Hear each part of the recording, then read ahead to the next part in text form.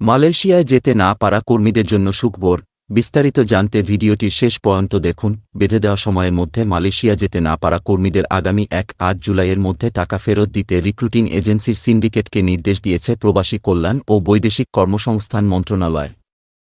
বৃহস্পতিবার ৪ জুলাই প্রবাসী কল্যাণ ও বৈদেশিক কর্মসংস্থান প্রতিমন্ত্রী শফিকুর রহমান চৌধুরী সাংবাদিকদের সঙ্গে আলাপকালে কথা জানান। প্রতিমন্ত্রী বলেন, গতকাল বুধবার আমরা Bangladesh association of international recruiting এজেন্সির বায়রা সঙ্গে বসেছি।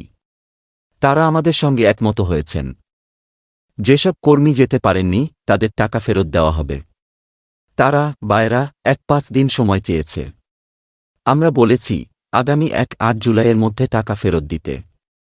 এ সময়ের মধ্যে যারা টাকা দিতে পারবে না তাদের বিরুদ্ধে ব্যবস্থা নেওয়া হবে। শফিকুর রহমান বলেন, ১-৫ দিন দেখি কতজনের টাকা উদ্ধার হয়। উদ্ধার না হলে আমরা ব্যবস্থা নিব। আমাদের উদ্দেশ্য মানুষগুলো যেন টাকা ফেরত পায়। কতজন যেতে পারে নাই সেটা বড় কথা নয়, মানুষগুলোর টাকা ফেরত পাওয়াটা বড়। বায়রা ও রিক্রুটিং এজেন্সি বুঝতে পেরেছে তারা এবার ছাড় পাবে না। তবে টাকা পেতে কর্মীদের রিক্রুটিং এজেন্সিকে প্রমাণ দিতে হবে।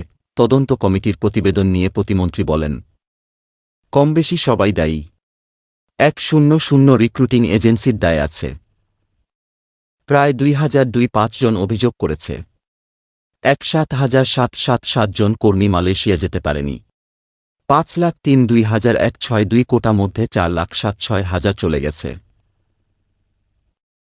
এর মধ্যে ৪,০৯,৩ জন বিএমইটির ছাড়পত্র পেয়েছে।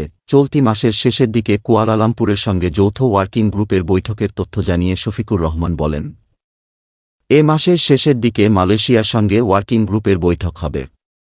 আশা করছি বাজার খুলবে।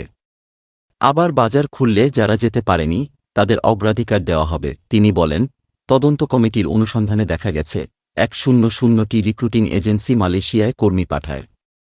তাদের কারো ১০০ জন, কারো ৫০ জন, কারো ৫০০ জন, কারো ৪০০ জন কর্মী যেতে পারেননি। প্রায় ২,২৫ জন অভিযোগ করেছেন। ১,৭,৭৭৭ জন কর্মী মালয়েশিয়া যেতে পারেননি। ৫,৩২,১৬২ কোটার মধ্যে ৪,৭৬,০০০ চলে গেছে। এর মধ্যে ৪,০৯,৩ জন বিএমইটির ছাড়পত্র পেয়েছে।